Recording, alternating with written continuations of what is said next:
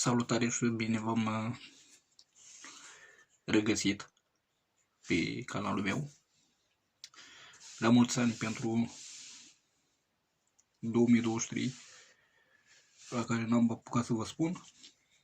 În clipul de astăzi vreau să vă prezint două motocosători. E vorba despre un Rudy Zdac Expert 400S, care trebuie set motor, ambriaj, gâtul de la ambriaj. Mai am un Rudy Zdac Expert 27 Ruris, care trebuie set motorul. Dacă știți cineva dintre voi cu ce dimensiune are pistonul la Rudy Zdac-ul ăsta 27 Expert, vă rog să-mi lăsați un comentariu. Eu aș dori și aș țări mai mult să-mi fac asta de un calputerii. Că după cât am văzut, cilindrul nu este chiar așa de avariat, încă mai merge, dar îmi trebuie pistonul. Și are și tijă, are filtru, carburator. Aș putea să o fac mai ușor decât 47S-ul. Și 47S-ul a fost unui vecin, am cumpărat-o de la el. Știu, a tras mult cosătoarea asta la viața ei. Poate dacă aș pune în set motor nou,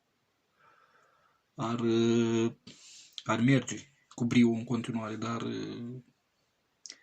aș vrea să o fac totuși pe asta mică. Știu că e de un calputerii, mulți să spuneți că nu o fac, că are putere slabă, e de un calputerii, da, într-adevăr așa e. Dar vreau să o fac ca să mai mult pentru ca să mă joc cu ea, să mă distrez cu ea. Nu să o fac pentru să o pun, să o omor, că de omoră, dacă vreau să o omor, am destul de motoare pe aici. Ca uleiuri de amestec, dragii mei prieteni, mulți mi-au zis că, da, uitați, Stil HP, folosesc 3 bidonașe, asta e a 3-lea bidonaș care l-am consumat. Mai avem și un Stand Pro, a 2-lea bidonaș consumat, foarte bun. Și mai am un Elefant, unul e bun. Mai am un motor 710, altul e bun. Deci, la ce am eu aici, la cosători, drujbii, micul pădurar, 5200, cosătoare, altă cosătoare. Și aici mai avem o cosătoare mică, cred că e de un cal jumate, 2 cai, adusă din străinătate. Am adus-o eu personal. Merge, pornește. Singurul defect că trebuie să schimb pipa. Și că nu găsesc suportul pentru filtrul de aer. Aici văd o serie, dar nu focalizează nici telefonul. Să vă spun modelul care este mai exact, nici eu nu știu. Nici eu nu știu modelul care este. Dar cam asta mai fi o etichetă pe ea. Eu am luat-o ca să o pun la treabă. Nu vreau să o pun la treabă. Vreau să o țin ca piesă în muzeu. Mai am ceva care să pun la treabă. Care ar fi asta. Asta da. Asta să o pun la treabă. Să-i cumpăr tijă. Parcă se potrivește tijă cu 9 elemente.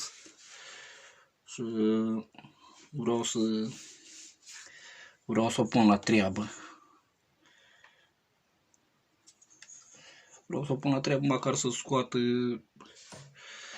bănuță care i-am plătit pentru ea de adus în țară. Și cam asta tot ce v-am arătat în clipul ăsta. Țin să vă mai arăt un model de drujbă. Ar fi asta. Asta ar fi un model de drujbă. Nu găsesc piesă, nu găsesc capac de demarou. Nu știu modelul care este. Dacă știți cineva care reparați drujbii, spuneți-mi și mie modelul, dacă mai pot găsi piesă. Trebuie capacul de la frâna de lanț și capac de demarou. Capac de demarou și